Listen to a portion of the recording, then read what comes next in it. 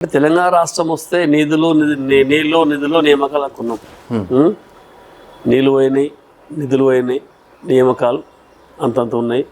Court ద్వారానే మొన్న ఉద్యమకాలలో ఉన్న అధికార పార్టీలో కోర్టుకు పోతే మన ప్రజాప్రభుత్వంలో కోర్టు తీర్పు ద్వారా మన ఉద్యోగాలు వచ్చినాయి. అందరం చూస్తాం. అది ఇక మరిగా ఏం న్యాయం అన్నట్టు.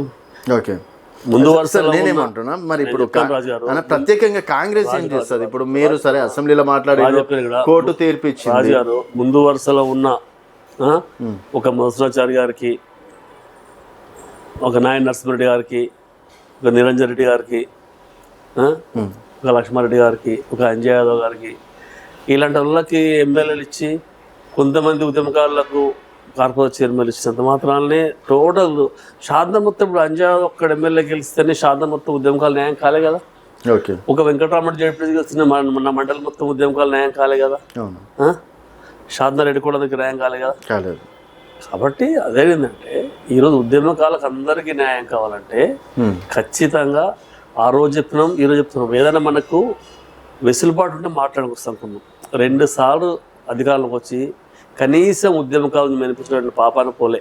ఓకే, ఈ ప్రభుత్వం కాంగ్రెస్ మేనిఫెస్టో తర్వాత వచ్చిన ప్రభుత్వంలో వాళ్ళైతే ప్రజా పరిపాలన అనే ఫామ్ ఒకటి ఇచ్చారో, అంటే ప్రజలకు సమస్యలను అప్లై చేసుకోవడానికి అప్లై కాలం ఉంది.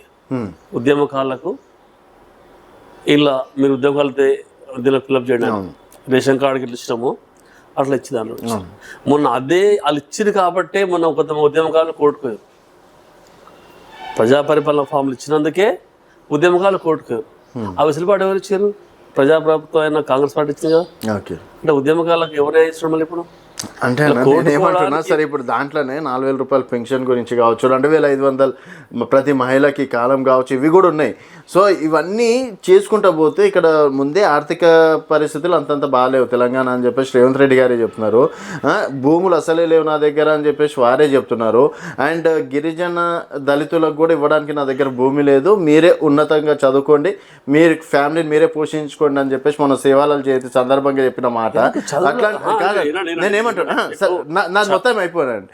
సో ఇన్ని గానం సమస్యలలో ఇప్పుడు ఉద్యమకారులకి 250 గజాలు స్థలాలు ఇస్తారంటే జనాలు ఏ విధంగా నమ్మాలంటున్నారు? ఇప్పుడు గౌరవ ముఖ్యమంత్రి గారు ఏమంటాడు, మీరు చదువుకొని పైకి రండి, ప్రభుత్వం ఆధారపడి బతకకుండా వాళ్ళకు ఒక గైడ్లైన్స్ ఇస్తున్నాడు. ఉదాహరణ చెప్తున్నారు యూత్కి. యూత్ అందరూ కూడా ఎవరి మీద ఆధారపడుకోండి, ఎవరో పెడతారు ఎవరు వేస్తారు అనకుండా మీరు చదువుకొని పైకి రమ్మంటే చదువుకుంటే ఏదైనా అవుతుంది. చదువులో ఏం చేయలేడు. ఇప్పుడు చదువులు ఏం చేయాలి? 80 కూలి పని చేసుకోవాలి. అదే చదువుకున్న కంపెనీలో పని చేస్తాడు, జాబ్ చేస్తాడు, నీలాగా రిపోర్టర్ కూడా చేస్తాడు. చదువులు ఒకటి చేస్తాడు. ముఖ్యమంత్రి గారు ప్రతి మీటింగ్లో అది చెప్తున్నాడు. ప్రతి ఉద్యోగస్తుల మీటింగ్లో చదువు ఇంపార్టెంట్ చెప్తున్నాడు. చదువుకే ఇంపార్టెన్స్. కాబట్టి గిరిజనులకైనా, ఎస్సీలకైనా, ఎవరికైనా పెన్షన్లు ఈ సంస్థలకన్నా ఎక్కువ ఎడ్యుకేషన్ మీద ఇంట్రెస్ట్ పెడుతున్నాడు. అంటే అది ఉంటేనే కదా మన పైన వచ్చేది. అది చెప్పడం జరుగుతుంది. ఇంకోటి మీద ఏంటంటే వీళ్ళకే ఇస్తలేడు మనకేమి అసలు మాట్లాడేది అంతేనా? పరిస్థితి ఏంటంటే ఈ రోజున్న పరిస్థితుల్లో ఉద్యమకాలు పెద్ద గొంతమ్మ కూరలు కోరతలేదు. ఇంకా పత్రం ఏమంటారు, గుర్తింపు ఇచ్చమంటే ఫస్ట్ గుర్తింపుకు ఎక్కువ మంది ప్రయారిటీ ఇస్తారు. గుర్తింపు కావాలంటే ఇలా ఉద్యోగస్తులు ఉన్నారు, ఉద్యమం చేసినారు, వాళ్ళకి ఏం అక్కర్లేదు, గుర్తింపు పాటిస్తారు. ఎవరికి కావాలి? ఓన్లీ ఆర్టీసీ ఎంప్లాయీస్కి అలా సహకారం చేయాలి. గ్రామీణ స్థాయిలో ఉన్న ఉద్యమకాలకు ఆర్థిక సాయం చేయాలి. డాల్సిన ప్లాట్లు ఇస్తున్నాం వాళ్ళు ఇచ్చేది. ఇలా ప్లాట్ వేయడానికి భూములు లేవనేది ఎక్కడన్నా షాద్నగర్లో, హైదరాబాద్లో ప్లాట్లు దొరికాయి. మేము హైదరాబాద్లో షాద్నగర్ గుంతమ్మ కూరలు కొడతలేము ప్లాట్లు. మా షాద్నగర్ చుట్టుపక్కల ఏ మండల్లో ఆ మండల్లో, ఎక్కడ మండలం ఆ మండలం 100 మందికి 50 మంది కాడ 4 ఎకరాలు 5 ఎకరాలు గవర్నమెంట్ తీసుకొని ప్లాట్ చేసేమంటున్నాం.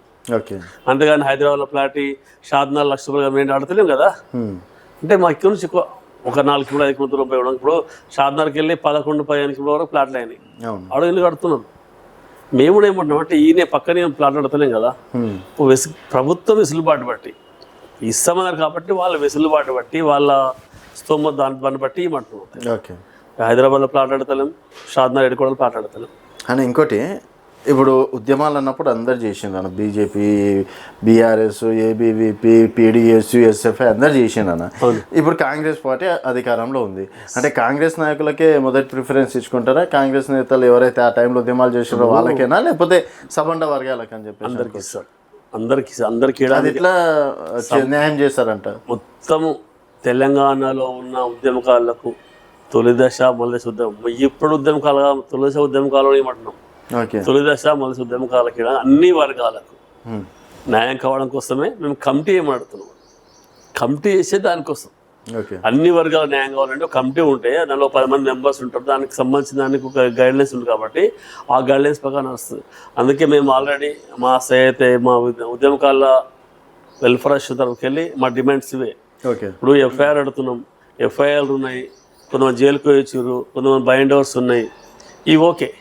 ఇవి లేని పరిస్థితి అన్న దాంట్లో మేము అదే అడుగుతున్నాం. దీంట్లో ఏమంటున్నామంటే ఇవేవి లేవు కాబట్టి ఏ సంస్థలు పనిచేసారు, ఏ ఆర్గనైజేషన్ పనిచేసారు, విద్యార్థి సంస్థనా లేదంటే ఏదైనా రాజకీయ పార్టీలు పనిచేసారా, అక్కడ ఎవరైతే ఇప్పుడు ఈ కేసులు వీళ్ళు ముందు నడిపిస్తారో వాళ్ళ గురించి తెలుసుకొని ఏదైనా ప్రోగ్రాం పాల్గొనకుండా పేపర్ కటింగ్లు కానీ ఫొటోస్ కానీ ఇవన్నీ మేము ఈ దీంట్లో డిమాండ్ పెడుతున్నాం అన్నట్టు. ఎందుకంటే అందరూ న్యాయం కావాలి, అందరి కేసులు కావు.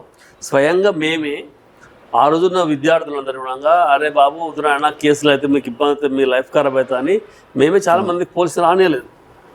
దాన్ని నేనే ముందు వస్తున్నది ఎగ్జాంపుల్ నేను ఉద్యమాలు పాల్గొన్న కేసు